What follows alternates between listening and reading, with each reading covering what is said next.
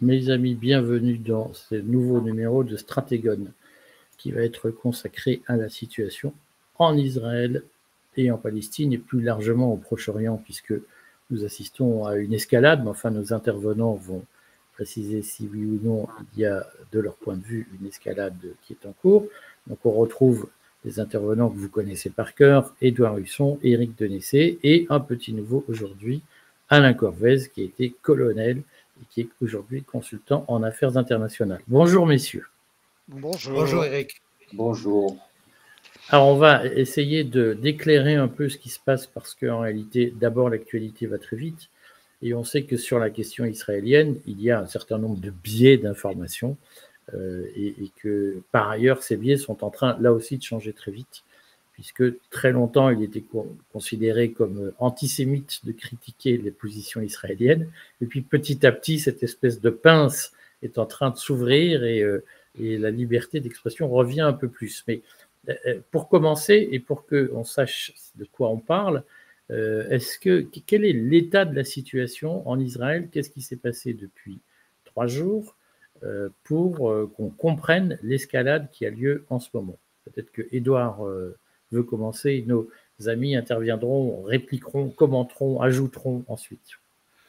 Oui, je retiens deux choses principalement. La première, c'est que l'armée israélienne, alors sans qu'on arrive, en tout cas moi de mon côté, j'arrive pas à mesurer l'ampleur de l'opération parce que je trouve qu'il y a beaucoup d'écrans de fumée, mais en tout cas l'armée israélienne a déclenché une opération dans Gaza dont l'un des objectifs est de pousser le maximum de la population qui est encore au nord vers le sud, ce qui évidemment a suscité d'énormes protestations internationales, d'autant plus qu'il n'y avait plus d'aide humanitaire, donc de moyens sanitaires, de moyens d'alimentation qui rentraient depuis des semaines.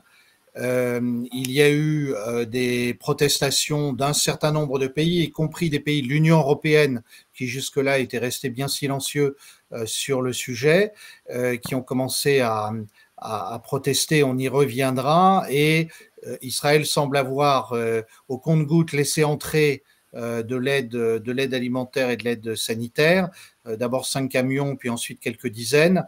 On a une situation assez confuse dans un climat diplomatique et géopolitique qui est bouleversé par ce que j'appellerais les zigzags de Donald Trump, qui d'un côté ne fait pas vraiment pression sur Israël pour que les négociations pour un nouveau cessez-le-feu soient vraiment sérieuses, négociations qui sont menées à Doha, mais qui d'autre part est en train de bouleverser la donne en s'appuyant beaucoup plus qu'il ne le faisait jusque-là sur les pays du Golfe et d'autre part en semblant vouloir vraiment négocier avec l'Iran. Mais là encore, je pense que nos amis vont préciser ce que je dis. Voilà le tableau que je ferai rapidement et on me pardonnera les lacunes.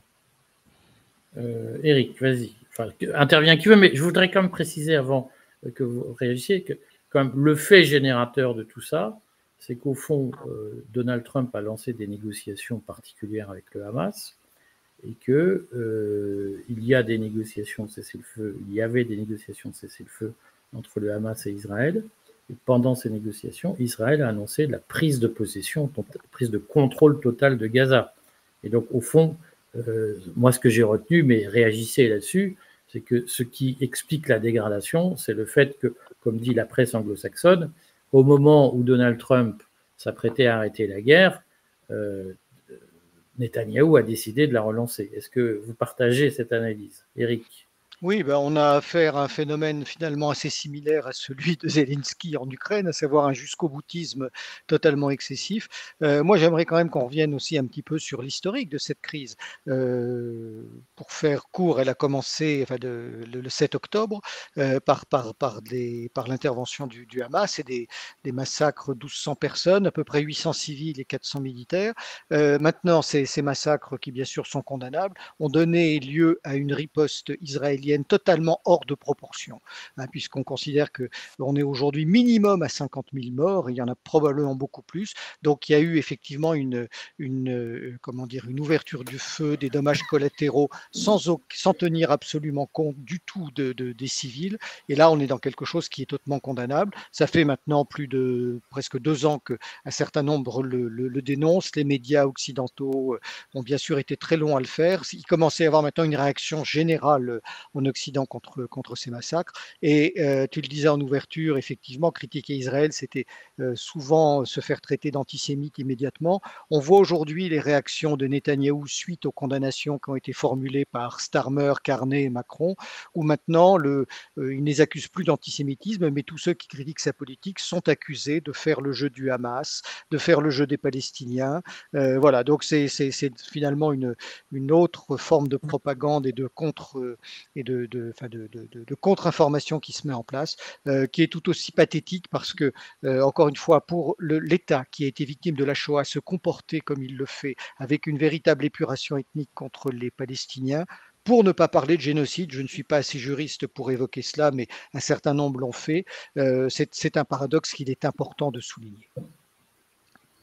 Alain. Oui, alors je pense que pour comprendre ce qui se passe en ce moment, il faut prendre de la hauteur, hein, entrer dans un satellite dans le ciel très haut pour essayer de regarder, de comprendre ce qui se produit. Nous sommes à un basculement du monde dont la guerre en Ukraine et la guerre en Palestine sont des soubresauts tragiques et qui tuent des hommes tous les jours, et que c'est toujours ainsi, quand on a une connaissance de l'histoire, c'est toujours ainsi que se produisent les grands changements dans l'histoire de l'humanité, et on va aux extrêmes. Et on assiste à des déclarations et des actions qui sont absolument inadmissibles. Je pense que le comportement d'Israël, vous venez très bien tous les deux de le dire maintenant, le comportement d'Israël est absolument inadmissible, et la majorité des nations du monde et des peuples du monde s'en émeuvent. Et ceci ne peut se faire que parce que les États-Unis, jusqu'à présent, ont soutenu unilatéralement, totalement, les actions israéliennes. Mais il se trouve que désormais, Donald Trump est un homme d'affaires et il pense à des transactions commerciales à chaque fois qu'il aborde un dossier. Et que ce soit en Palestine ou que ce soit en Ukraine, il l'a déjà montré, il veut défendre les intérêts des États-Unis. Alors, un point particulier, c'est que lui, c'est un patriote américain qui va défendre partout dans le monde les intérêts des États-Unis et gagner de l'argent pour les États-Unis. Et il se trouve qu'en face de lui, il a une Europe qui n'est plus patriote et puis qui n'existe pas sur le plan politique, et qui a détruit les souverainetés des différentes nations européennes qui composent cette Europe. Et puis, en Palestine, il est opposé à un projet sioniste qui date même avant la création de l'État d'Israël et qui se perpétue et actuellement dans une violence extrême. Mais le but est d'expulser tous les Palestiniens de la Palestine et de prendre la place au nom de, soi-disant, la Bible Dieu leur aurait donné cette région. Donc, on ne peut pas comprendre comment ça se passe sans cette intervention tumultueuse de Donald Trump qui vient perturber les processus qui étaient déjà enclenchés, donc évacuation de tous les Palestiniens de Palestine, et puis en Europe, attaquer la Russie, qui était initialement du temps des démocrates, mais je pense que ça l'est aussi du temps des républicains, mais Trump a compris que désormais le monde avait changé et qu'il fallait qu'il adapte les États-Unis aux nouveaux rapports de force qui existent. Ainsi, il s'est dit, il faut se rapprocher de la Russie et donc mettre un terme à la guerre en Ukraine. Et puis en Palestine, l'action d'Israël n'est plus acceptable et donc ça porte préjudice à la réputation des États-Unis dans le monde, qui est déjà très critiquée et pleine d'opprobre. Donc, ces soubresauts, de même que les menaces sur l'Iran, qui sont liées directement à ça, ces soubresauts sont l'essai de s'adapter aux nouvelles forces dans le monde qui émergent et qui ont émergé pour certaines, déjà comme les BRICS, des États-Unis d'Amérique, de Donald Trump. Et ça se fait dans la douleur parce que, on l'a vu avec l'action de Trump vis-à-vis du Yémen, où il a signé un pacte de non-agression, si je puis dire, entre les États-Unis et le Yémen, en dehors d'Israël. Et Israël, évidemment, sans cet éloignement de Donald Trump de lui, de Netanyahou, je parle d'Israël tel qu'il est dirigé, cet État est dirigé actuellement par les sionistes de Netanyahou et de son entourage. Ceci n'est plus acceptable pour le monde entier et Donald Trump l'a compris. Mais il y a des liens tellement forts entre les sionistes et les États-Unis que c'est très difficile à atteindre. Je ne veux pas monopoliser le débat, mais... Non, parce que moi j'ai une question, Alain, si oui. vous permettez.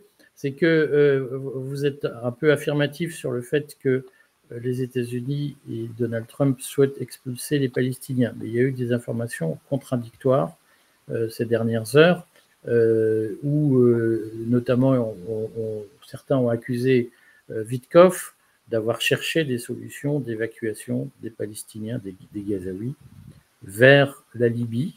Et finalement, ça a été démenti. Et puis, Witkoff a quand même dit, je crois que c'est Marco Rubio qui l'a confirmé, ils disent, oui, mais en fait, on cherche des pays qui seraient prêts à accueillir des réfugiés. Donc aujourd'hui, est-ce qu'on sait réellement le degré d'engagement des Américains dans une éventuelle expulsion des Gazaouis de Gaza? Il y a des déclarations et puis il y a les faits. Je pense que la volonté d'expulser tous les Palestiniens de la part des sionistes extrémistes qui sont au pouvoir à Tel Aviv actuellement, elle est patente, elle est évidente. Et Trump, d'une certaine manière, avait accompagné cette idée en disant « Ah, mais je vais faire de Gaza une riviera, on va construire des hôtels de luxe, et ainsi de suite. » Donc, cette volonté d'expulser les Israéliens, les Palestiniens de la Palestine, elle est, à mon avis, très claire de la part d'Israël. Maintenant, il y a plein de choses qui sont confuses et qui ne sont pas claires. La position des pays arabes est hypocrite. Non, attends, Alain, on va laisser Eric et Edouard réagir sur cette question de la politique américaine parce qu'elle est essentielle. Est-ce que, selon vous, aujourd'hui, Donald Trump endosse clairement la politique d'expulsion des Palestiniens que Netanyahou, dont on peut penser que Netanyahou est l'architecte ou l'auteur, ou dont on peut penser qu'il a envie? Edouard. Je commence. Alors, je pense que la position américaine est très ambiguë pour une raison simple, c'est que si on regarde le premier mandat de Donald Trump et le deuxième, il y a bien une continuité qui était l'idée de faire ce qu'on appelle la normalisation des relations entre un certain nombre de pays arabes et Israël. Et de ce point de vue, la question du sort des Palestiniens, c'est une épine dans le pied du point de vue de la politique américaine, parce que c'est ce qui empêche d'aller au bout de la normalisation. Et je mets des guillemets bien sûr à normalisation, c'est-à-dire l'établissement de relations diplomatiques apaisées, normales, sereines et permettant des relations commerciales développées. Et on voit bien que les différents pays arabes sont divisés sur le sujet parce que leur opinion est très hostile à la normalisation et eux-mêmes voudraient bien faire des affaires avec, pas simplement avec Israël, voudraient participer à ce grand mouvement de mise en valeur économique de l'Est de la Méditerranée. Et c'est ce qui explique le zigzag de Trump. En fait, c'est que Trump, d'un côté, enfin un jour, dit on va faire la Riviera à Gaza et c'est beaucoup mieux pour les Palestiniens qui s'en aillent. Et puis le lendemain, il se rend bien compte que ça pose un certain nombre de questions, comme le disait Alain Corvès, pour la réputation des États-Unis dans le monde. Et donc il freine. Et j'imagine qu'autour la polémique autour de Steve Witkoff et d'autres, parce qu'il n'était pas le seul. On a dit l'administration américaine travaille sur le sujet pour savoir si on pousse des Palestiniens si on les expulse vers la Libye. Je pense que c'est, comme le disait Alain Corvès, c'est très confus tout ça. Mais précisément parce que tous les acteurs, je crois, importants de la région actuellement, se disaient on va réussir à la normalisation. Et puis, le problème, c'est que les Palestiniens sont toujours là, qu'une grande partie de l'opinion mondiale les soutient, qu'il est difficile de les expulser et que la situation de génocide de fait actuelle est vue comme insupportable de plus en plus dans le monde. Éric, sur cette ambiguïté américaine. Oui, alors l'ambiguïté, pour moi, elle se lève de plus en plus. C'est vrai qu'on connaît la manière d'agir de Donald Trump qui fait des effets d'annonce importants et qui ne sont pas toujours suivis d'effets aussi concrets. Donc l'histoire de la Riviera, je crois que c'est un petit peu quelque chose du passé maintenant, parce qu'il faut voir la manière dont les relations se dégradent aujourd'hui avec l'État hébreu. Alors, premier élément qui est important de connaître, ce n'est plus Jared Kushner qui est envoyé en priorité discuter avec Tel Aviv, hein, c'est d'abord Witkoff. Deuxième chose, la presse en a très peu parlé, mais il y a des éléments assez importants, enfin qui semblent confirmer cela. Vous savez que Christopher Waltz, qui avait été nommé secrétaire du Conseil national de sécurité américain, a été débarqué, et nos sources américaines nous disent qu'il aurait été notamment débarqué parce qu'il aurait préparé plus ou moins à la suite de Trump, des frappes, un programme de frappe sur l'Iran en coopération avec Netanyahou et que ça aurait profondément déplu aux nouveaux locataires de la Maison-Blanche. Donc, il aurait été écarté pour ces raisons, ce qui est à confirmer, mais ce qui semble assez juste. Il faut aussi rappeler que lors de son dernier voyage, Trump n'est pas allé en Israël. Tu l'as rappelé, Eric, il a négocié avec les Houthis directement qui cessent leurs frappes sur les bâtiments qui transitent par la mer Rouge, mais qui en aucun cas ne cessent leurs frappes sur Israël. Il s'est opposé lors du dernier voyage de Netanyahou à Washington aux frappes contre l'Iran, ce qui a bien sûr profondément déplu au Premier ministre israélien. Donc tout ça apporte un certain nombre d'éléments. Et puis, ces derniers jours, le 18 mai en particulier, s'est produit quelque chose d'assez intéressant.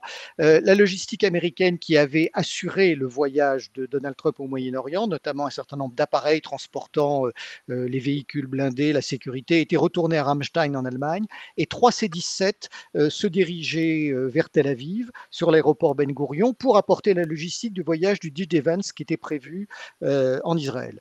Or, les Israéliens ont refusé au départ l'atterrissage de ces 3 aéronefs sur l'aéroport de Ben Gourion. Alors l'un d'entre eux a fait demi-tour et est retourné à Ramstein, et les 2 autres sont venus se poser à Ben Gourion pour des questions de refueling, de ravitaillement en carburant. Les Israéliens leur ont interdit de débarquer leur matériel, et quelques heures après, ils ont redécollé pour retourner à Ramstein. Alors, tout ça, comment dire, c'est factuel. C'est notamment un journaliste de Haaretz qui suit beaucoup les mouvements aériens qui l'a révélé. L'aviation civile israélienne a dit qu'il n'y avait eu aucun refus, mais c'est un mensonge éhonté. Ce que l'on n'arrive pas à savoir, c'est qu'aujourd'hui, est-ce que c'est J.D. Vance qui s'est opposé, qui a annulé son voyage en raison de la reprise de l'offensive sur Gaza? Je n'y crois pas tellement à mon sens. Ou est-ce que c'est, ce qui me paraît plus plausible, une réaction du chef du gouvernement israélien qui, excédé par les attitudes de Trump, qui n'est pas venu dans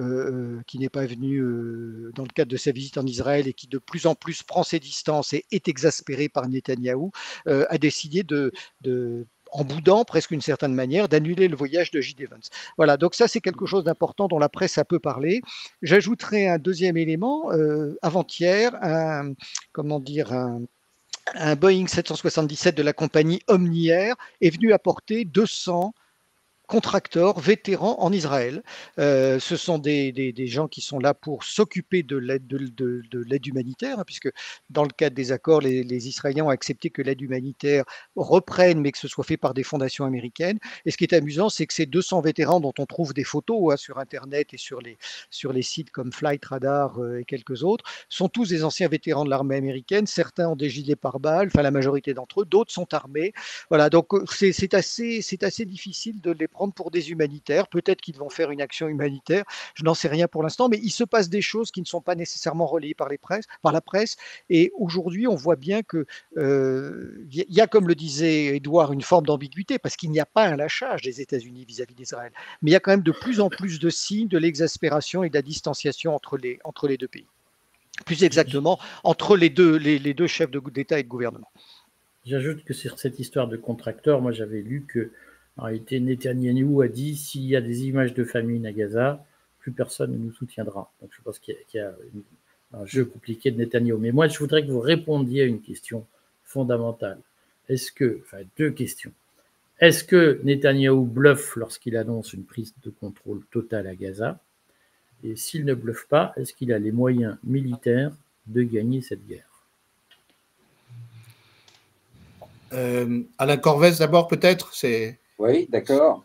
Je pense que Netanyahou est poussé par ses soutiens à l'intérieur d'Israël, de son gouvernement, qui sont des extrémistes. Et donc, il est obligé de tenir ce discours, on va s'emparer de la totalité de Gaza. Mais sur le plan militaire, bien sûr, ils ont une armée très forte et ils ont fait perdre de la puissance au Hezbollah, à la Syrie qui n'existe plus maintenant, et au Hamas en Palestine. Mais je pense que s'ils avaient pu détruire complètement le Hamas et les souterrains dans lesquels ils s'organisent, ils l'auraient fait. Et donc, aujourd'hui, sous la pression de leur opinion publique qui réclame la fin de la guerre et la libération des prisonniers qui se trouvent entre les mains du Hamas, il est obligé de pousser et de dire qu'il va s'emparer complètement de Gaza et des positions du Hamas. Je ne suis pas certain qu'il soit capable de le faire, parce que sinon il l'aurait déjà fait.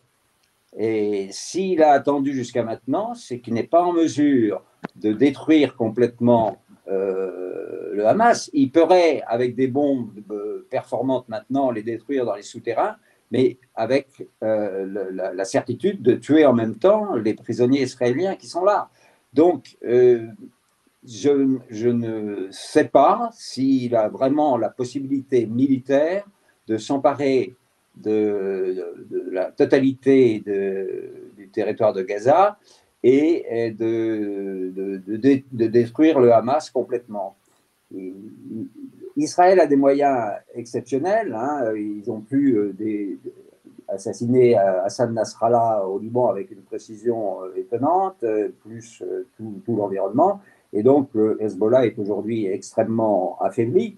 Mais vis-à-vis du Hamas, je pense que le Hamas a encore un pouvoir de dissuasion vis-à-vis de l'armée israélienne. Ça risque, s'il envoie des troupes au sol dans la partie où le Hamas résiste encore, ça risque de coûter très cher en vie humaine aux soldats israéliens, et ça risque aussi de coûter la vie des otages qui sont entre les mains du Hamas. Si je peux ajouter un petit mot, j'ai été frappé ces derniers jours, ça n'est pas nouveau dans le cas de la guerre au sol à Gaza, mais c'était intéressant de le voir au moment où Netanyahou affirmait qu'on allait voir ce qu'on allait voir et que l'armée israélienne, cette fois-ci, lançait une sorte d'offensive finale contre le Hamas. On a eu plusieurs indices de perte de l'armée israélienne. C'est souvent des soldats qui tombent dans des embuscades, hein, et on a eu d'autre part un renforcement de la censure militaire israélienne. Moi, c'est ce que j'ai repéré en tout cas sur les canaux Telegram que je consulte régulièrement pour essayer d'avoir des indices. Disons qu'il y a quelques mois, l'armée israélienne laissait passer une nouvelle. Oui, on a eu un incident à tel endroit. Il y a des pertes sans préciser beaucoup. Et là, c'est un blackout. Je rappelle d'autre part que sur la phase qui précède le cessez-le-feu, donc du mois de janvier, qui a correspondu en gros avec l'arrivée de Donald Trump, donc sur la phase de la guerre au sol à Gaza, on a les médias israéliens ont repéré dans les communiqués des hôpitaux israéliens jusqu'à 20 000 blessés graves de l'armée israélienne. Alors ça peut être, il y a la guerre du Hezbollah et la guerre du Hamas, mais ça signifie des pertes importantes, plus importantes que ce qu'on avait dit. Je me tourne vers le spécialiste militaire.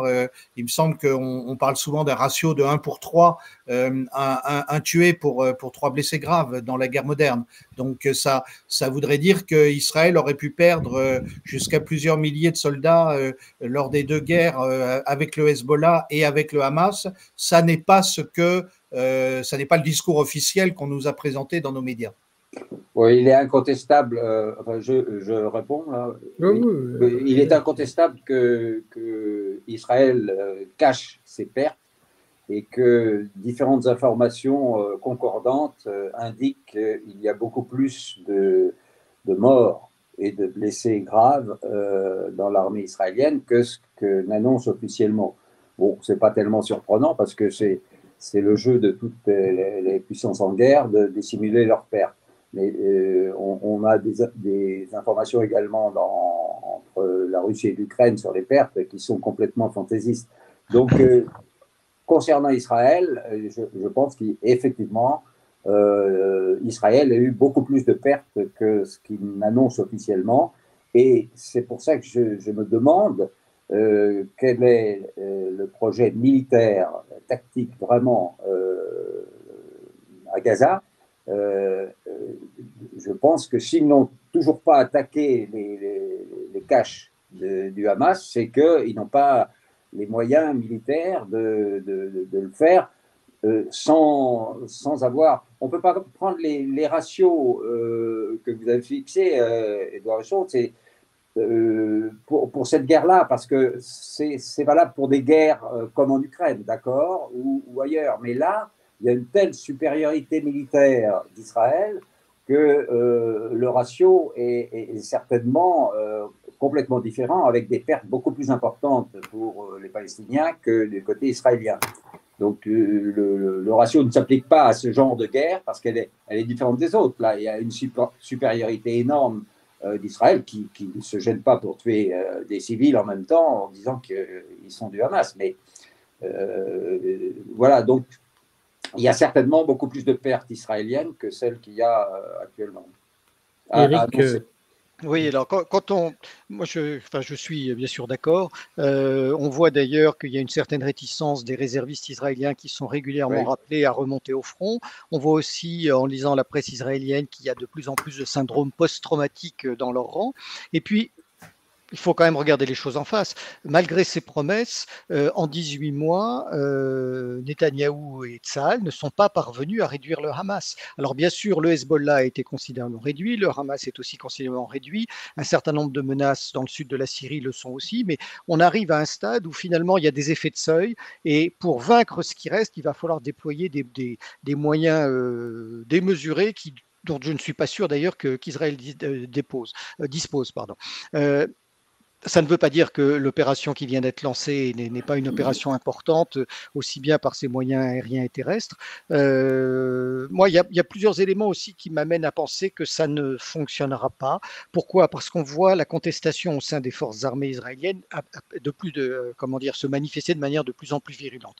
Le 14 avril déjà, ça remonte à plus d'un mois, 250 anciens membres du Mossad ont signé une pétition demandant l'arrêt de la guerre à Gaza pour faciliter la libération des otages. Alors notamment 3 anciens chefs comme Tamir Pardo, Alevi et Dani Yatom, ils ont vraiment exigé la fin des combats. Le lendemain, on a eu plus de 1500 militaires du corps blindé qui ont demandé la même chose en disant arrêtons les combats, libérons les otages. Alors, ça ne veut pas dire qu'ils sont pour la réduction des frappes sur les populations innocentes et les dommages collatéraux, mais en tout cas, il y a vraiment une attitude majeure, y compris les gens de l'unité 8200 qui est la grande unité d'interception se sont manifestés, et on l'a vu dans tous les domaines. Ces derniers jours aussi, l'unité aérienne de l'armée de l'air israélienne, donc, qui avait éliminé Nasrallah, les pilotes eux-mêmes ont diffusé un certain nombre d'informations en disant nous sommes opposés à la poursuite de ces combats, comme nous sommes opposés à un certain nombre d'actions contre l'Iran. Donc toutes ces révélations-là montrent la fragilité aujourd'hui de l'appareil israélien par rapport à ça. Alors comme le disait Alain, c'est indéniable que ce gouvernement, que moi je qualifie de fasciste, que ce soit Benjvir, Netanyahou, j'ai plus tous les noms en tête, et leur entourage, Motrich, pousse au maximum. Voilà. Et ils ont un avantage, c'est que électoralement, ils ont encore une majorité par rapport au reste de la population israélienne. Mais les manifestations militaires, des membres du renseignement et bien sûr la société civile sont de plus en plus importantes. Alors, est-ce que ça les amène à aller jusqu'au bout le plus vite possible pour faire aboutir leur plan?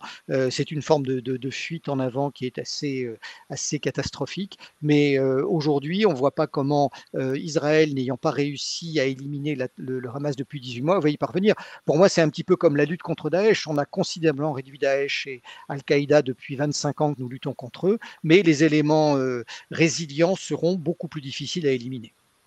Alors, justement, je voudrais que vous répondiez à une deuxième question majeure qui, évidemment, inquiète tout le monde, puisqu'on a vu que Ansarallah, le mouvement yéménite, annonçait un blocus du port d'Haïfa, c'est-à-dire en gros la mise du port d'Haïfa sous menace de missiles yéménites, ce qui peut avoir un effet dissuasif. On rappelle que le port d'Haïfa est aussi un port de transit important pour les navires dits Shadow russes qui transportent du pétrole russe vers les pays européens. Donc on voit qu'on est dans une pétaudière. On découvre que la presse américaine répand la rumeur selon laquelle les services américains pensent que Netanyahou prépare des frappes sur les installations nucléaires iraniennes. Est-ce que nous sommes au bord d'une internationalisation de ce conflit? Et est-ce qu'au fond, Netanyahou, pour ramener les Américains à lui, ne va pas avoir la tentation d'internationaliser le conflit pour obliger les Américains et Donald Trump notamment à le soutenir? Alors, juste un mot, si je peux, très rapidement. On voit effectivement les forces aériennes américaines se renforcer à Diego Garcia. Il y a eu des B-2, mais il y a maintenant d'autres types d'appareils. Et puis, pour jeter de l'huile sur le feu, on a vu les déclarations de Ramenei hier, ou cette nuit plus exactement, qui disait la tumeur cancéreuse d'Israël doit disparaître. Il a appelé et exhorté toutes les nations arabes à chasser les États-Unis, Israël du Moyen-Orient. Alors là aussi, il y a beaucoup de choses déclaratoires, mais ça n'est pas fait pour calmer les choses. Est-ce qu'il y a un risque de passage à l'acte de la part de tout le monde, de l'Iran, comme d'Israël, comme des États-Unis, selon vous? Alors, moi, je peux dire, concernant l'Iran, je dirais de façon lapidaire que l'Iran n'a pas la bombe nucléaire et la doctrine officielle est toujours de ne pas chercher à l'acquérir. mais qu'il a la dissuasion balistique.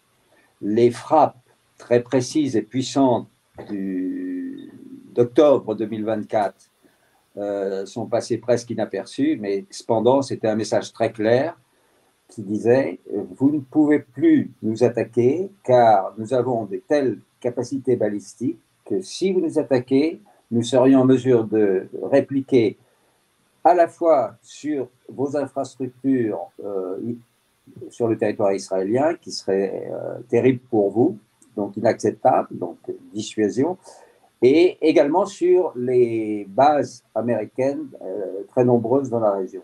Donc, j'étais en Iran au début de l'année où des gens réclamaient que la fatwa interdisant l'accès à l'arme nucléaire soit supprimée, pas tous, hein, et le gouvernement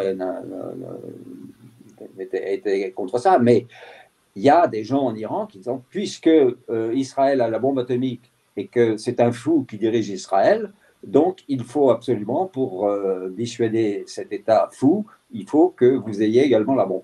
Et ça a été écarté, mais du fait que la dissuasion balistique de l'Iran face à Israël ou les États-Unis est maintenant énorme. Sinon, l'Iran se serait déjà permis, même sans l'autorisation des Américains, de bombarder à nouveau l'Iran. Mais remarquez que depuis le mois d'octobre 2024, il n'y a plus eu d'attaque israélienne sur l'Iran. Alors, il y a eu des discours, il y a eu des déplacements de force sur le terrain pour faire croire qu'on s'y préparait, y compris du côté américain, comme l'a dit Eric tout à l'heure, mais il n'y a pas eu d'attaque sur l'Iran. Et je pense que l'Iran est aujourd'hui en mesure de dissuader à la fois les États-Unis, mais surtout Israël, de l'attaquer du fait des répressions terribles que l'Iran est en mesure des dégâts terribles que l'Iran est en mesure de provoquer sur Israël. Édouard. Alors, pour ajouter quelque chose, je rappellerai ce qui était le calcul de Yitzhak Rabin au moment des accords d'Oslo.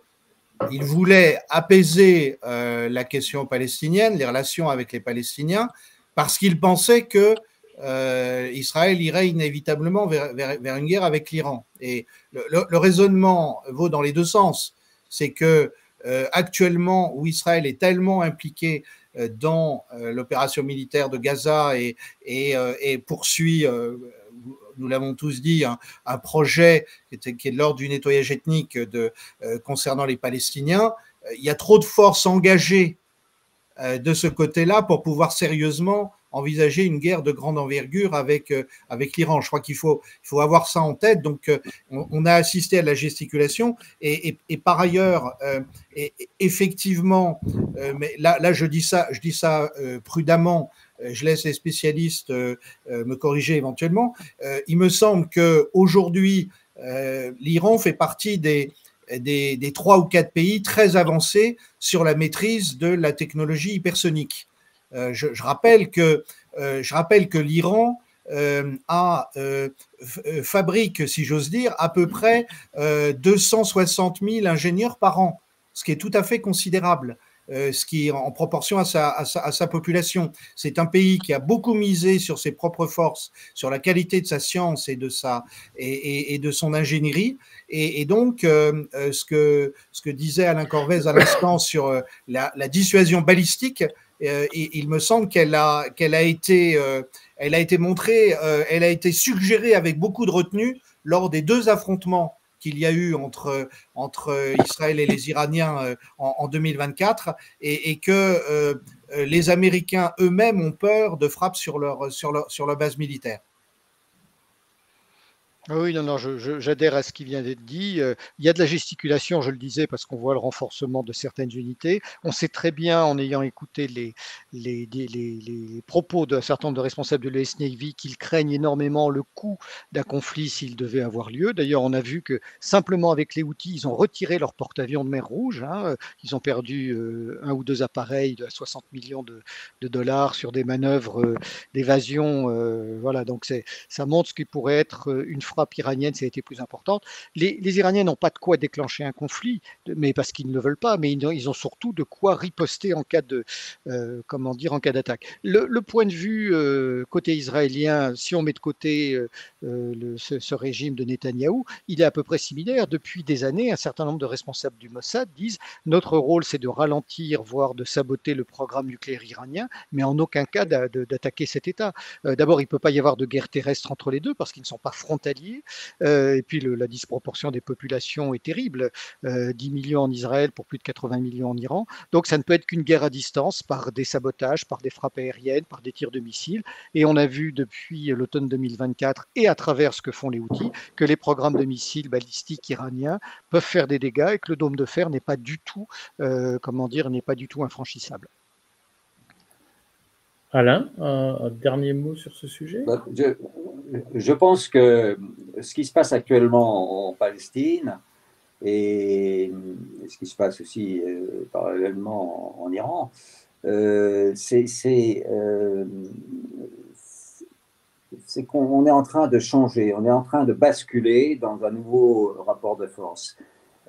En Palestine, la première chose, c'est que même Netanyahou a reconnu dans un message que j'ai lu hier, je crois, que nous sommes obligés de laisser entrer du secours à Gaza parce que l'opinion publique mondiale ne nous soutient plus et on va passer pour des méchants. Donc, c'est pour ça que j'autorise, alors il a laissé passer, comme l'a dit Edouard tout à l'heure, très peu de ravitaillement, mais il s'est justifié auprès de son opinion publique et de son gouvernement indirectement, enfin, ou directement, en disant l'opinion publique désormais ne nous soutient plus. Et c'est bien ce que Donald Trump a très bien compris également. Et comme lui, c'est un homme d'affaires qui fait des transactions commerciales, quand il a compris que l'autre côté n'est plus d'accord à cause de la honte qui se répand maintenant contre le soutien des États-Unis à un gouvernement hors la loi qui suscite l'opprobre du monde entier, c'est un nouveau facteur très important. Et je dirais que cette opprobre, elle vient en particulier de la diaspora juive mondiale qui ne veut pas être assimilée à ces terroristes. C'est rien d'autre que des terroristes pour se comporter de cette façon-là sur des enfants, des femmes et des civils. Donc, il y a un basculement de l'opinion publique. Je pense que de toute façon, l'Occident restera dans l'histoire marqué par la honte d'avoir soutenu jusqu'à présent les exactions contre des civils en Palestine, mais que maintenant, ça prend, au départ, il y avait quelques voix, mais de nombreuses voix de la diaspora, j'avais commencé à parler de la diaspora juive américaine, mais européenne également, mondiale d'une manière générale, maintenant s'élèvent de plus en plus fortement pour dire arrêtons ces massacres qui sont inadmissibles. Nous, juifs, nous ne sommes pas des gens qui soutenons ces massacres. Et ça, c'est un phénomène très important. Moi, je l'avais dit il y a déjà pas mal de temps, après le 7 octobre, juste après le 7 octobre, j'avais dit, je pense que la résistance palestinienne bouscule les rapports de force et va montrer que par les armes, elle peut défendre être une résistance qui défend son droit. Mais le plus important, c'est sans doute le basculement que l'on ressent déjà de la diaspora juive mondiale qui ne veut pas être assimilée à ces fanatiques qui sont au gouvernement de Tel Aviv. Écoutez, oui, vas-y, Eric. Oui, moi, comment dire, c'est vrai qu'il y a eu une évolution sensible. Voilà, il y a eu une évolution, non pas liée au 7 octobre. Il faut rappeler que le 7 octobre a quand même eu un impact très important partout dans le monde occidental, sur les communautés juives un peu partout. Mais c'est les événements qui ont suivi, parce qu'on est passé aujourd'hui à un nombre de victimes, à un rapport de plus de 1 à 40. C'est-à-dire pour un Israélien tué, ils ont fait 40 victimes avec une très très grande majorité de civils, alors que le 7 octobre, on considère que c'est 2 tiers de civils pour 1 tiers de militaires, ce qui n'excuse rien de tout. Mais et puis en plus, il y a une responsabilité israélienne dans les attentats du 7 octobre. C'est-à-dire que on sait maintenant que Netanyahou et son entourage pensaient que ce serait peut-être une opération qui servirait leurs intérêts, sans avoir jamais imaginé qu'elle prendrait bien sûr l'ampleur qu'elle a prise. Alors moi, ce qui me semble aussi important, et là je rejoins Alain, c'est de voir comment depuis quelques semaines, plutôt depuis début 2025, on a vu, et notamment en France, beaucoup de voix s'élever. Et ça c'est important parce que pendant très longtemps, la communauté juive de France, pour des raisons qu'on peut tout à fait comprendre. Ils sont très liés à ce qui se passe en Israël, ils ont de la famille, sur l'aspect du pathos, c'est explicable. Mais j'ai vu que le 9 mai dernier, la rabbine Delphine Orviller a tenu un discours très dur, hein, en exprimant sa douleur, et j'essaie de retrouver en parlant d'une déroute politique et d'une faillite morale de l'État d'Israël. Ça, c'est très important, et ça n'a pas été les seuls. Et ce qui est intéressant depuis le début du conflit, c'est qu'on voit un journal comme Libération et même Mediapart avoir souvent beaucoup plus que les journaux de droite, tenir un discours de critique vis-à-vis d'Israël. Et ce qui est amusant, c'est qu'on voit encore quelques tentatives de résistance, voire de propagande par l'État hébreu. Dans le JDD de ce week-end, il y avait un article qui n'est certes pas infondé, mais qui est quand même circonstanciel, dans lequel un réserviste de Tsahal expliquait comment les gens du Hamas empêchent les civils de quitter certains lieux pour en faire des victimes. Alors, il est indéniable que ça s'est produit, mais ça ne peut pas être généralisé comme cet article le montre. Et puis, il y avait quelque chose de très amusant dans le Valeurs Actuelles aussi du week-end dernier, un interview de Taguieff, qui disait que finalement, ce qui se passait aujourd'hui, c'était de l'islamo-palestinisme et que la survie d'Israël était en jeu. Alors, donc il reste quand même de l'idéologie. Oui, non, mais je veux dire, ce qu'il faut rappeler à Taguieff, c'est qu'à l'origine, le mouvement palestinien, qu'on soit d'accord ou pas d'accord avec lui, c'était un mouvement dirigé par des chrétiens. Je pense à Naïef Owatmé, à Georges Habash. Alors, ils étaient des Arabes chrétiens d'origine, mais c'est surtout des marxistes. Donc, il n'y avait pas d'islamisme au début. Hein, donc, il y a un certain nombre d'arguments qui nous sont présentés aujourd'hui. Il n'y en a toujours pas au sein du Fatah. Non, pas au sein du Fatah. Après que le Hamas et les autres Moudjahid palestiniens soient des mouvements tout à fait extrémistes, il n'y a pas de doute là-dessus. Voilà. Mais je pense aussi qu'il y a un élément qu'il est important de rappeler, c'est que les Israéliens étaient obligés de réagir. Seulement, si ça n'avait pas été Netanyahou, on serait probablement arrivé à des frappes de rétorsion et à des actions de répression qui n'auraient jamais atteint les dimensions que ça a pris avec Netanyahou. Et c'est ça qui choque à la fois les communautés juives, mais qui choque aussi la population israélienne, parce qu'elle comprend bien que cet engrenage dans lequel le régime Netanyahou est entré va durablement nuire à la réputation de l'État hébreu, et que la situation va se retourner contre eux à cause de l'extrémisme dont le Premier ministre fait preuve. Édouard, 3 mots rapides avant qu'on conclue. Oui, juste pour ajouter à ce que disait, un petit élément à ce que disait Eric, il y a eu 2 éléments surprenants effectivement après le 7 octobre. C'est non seulement la radicalité de l'action de Netanyahou et de son gouvernement, qui est allée bien au-delà de ce que les plus pessimistes avaient imaginé, mais c'est aussi l'absence de freins, de garde-fous américains. Et d'ailleurs, il y a quelqu'un au sein du gouvernement Netanyahou qui l'a dit. Il a dit on s'attendait à ce que Biden, à un moment, nous arrête. Et puis, il ne nous a pas arrêtés. Bon. Et là, je pense qu'on revient, ça permet de boucler ce qu'on s'est dit depuis le départ.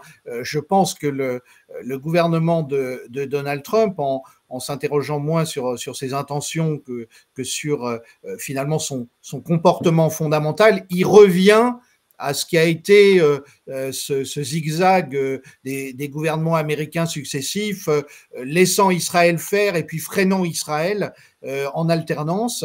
Simplement là, la situation mondiale a dérapé du point de vue américain et israélien, parce que, comme on l'a dit les uns et les autres, l'opinion mondiale est désormais tout à fait en colère contre le comportement du gouvernement Netanyahou. Il y a un rapport de force militaire qui n'est plus le même qu'il y a 20 ans. Et puis, dernier élément, effectivement, dans une partie des communautés juives du monde, il y a une volonté de se distancier d'Israël. C'est quelque chose qui va continuer à s'affirmer. Bon, merci messieurs. Je vais juste conclure en disant à nos auditeurs que nous sommes nous-mêmes régulièrement sous la pression d'accusations d'antisémitisme chaque fois que nous critiquons Israël, que nous sommes l'objet de pression, que pour y résister, nous avons notamment besoin d'avoir des avocats que nous payons. Et donc, n'oubliez pas de vous abonner au Courrier des Stratèges, qui n'est pas seulement une chaîne YouTube, mais qui est un site internet, le courrierdesstratèges.fr, avec des abonnements, des articles sur abonnement. Nous avons besoin, pour rester indépendants financièrement de toutes les parties en cause, nous avons besoin d'avoir des abonnés. N'oubliez pas. Et puis, je rajouterai quand même un petit clin d'œil amical pour dire que sur cette histoire d'islamisme, qu'on rappellera quand même que historiquement, c'est Israël qui a favorisé le développement du Hamas pour affaiblir l'OLP, et que donc Israël ayant semé le vent récolte la tempête.